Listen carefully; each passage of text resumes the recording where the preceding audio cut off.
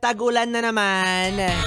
Para makaiwas sa sakit, ang lahat ay pinapaalalahanan na magsuot ng kapote sa taas at sa baba.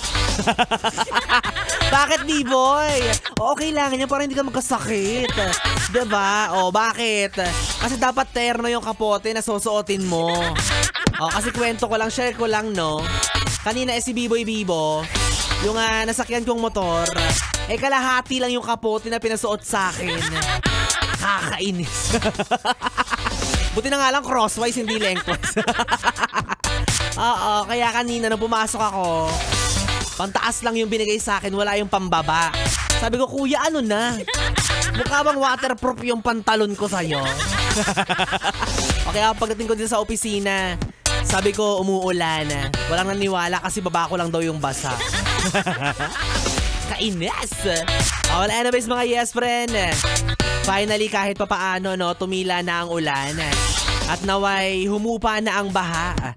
Kaya finally, makakapagpahinga na rin kayo ng iyong jowa. Ala, bakit napagod? Diba, aminin mo, pagod na pagod kayo nitong mga panahon ng taglamig. Diba, lahat kami basang-basa sa ulan samantalang kayo pawisan. Bakit? Ay, di ko alam. Ay, hindi. Baka naman kasi napagod kakaangat ng mga gamit na posibleng maabot ng baha. Sige, kwento mo yan. Ingat po kayong lahat mga yes pre, no? Lalo na yung mga nasa labas palagi. Yung mga walang choice kundi lumabas ng bahay. Oo, dapat daw wag kayong masyadong kampante. Dapat laging alerto. Lalo na pabago-bago na talaga yung panahon na to. Minsan uulan. Minsan na araw. Kaya yung mga sinampay mo hindi na matuyo-tuyo. Isang linggo ka nang walang brief, diba?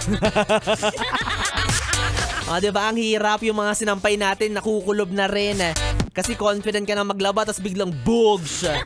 Uulan na naman, diba? Kaya yung mga sinampay mo yung amoy hindi na rin maintindihan.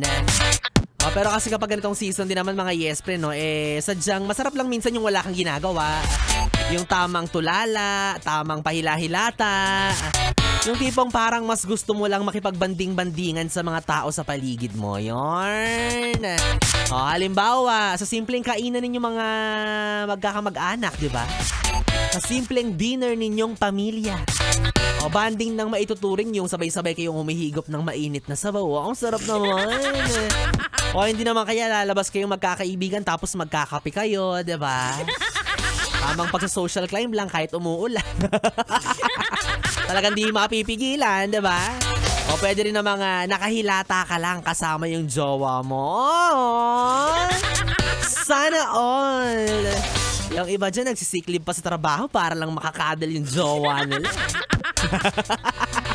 Samantalang ako dito nagtatrabaho. Kaya kung ano man ang ginagawa mo, yes friend, kung ano man ang mga pinagkakaabalahan ninyo sa mga oras na ito, isali nyo naman ako. Mukha na ako kawawa dito dahil sa ayaw mo sa gusto, magbabanding tayo ha. Kahit magjowa pa kayo, sasali ako. Tatakpan ko na lang yung mata ko tsaka tenga ko. Bahala na kayo. Well, anyways mga yes friend, ako na nga ang inyong kapiling DJ B-Boy Bibo. Ako ay pwede nyo makatabi hanggang mamayang alas 12 para sa ating BB Time. Kaya naman dito lang kayo sa istasyong No Problem, ang 101.1 Yes FM Solid.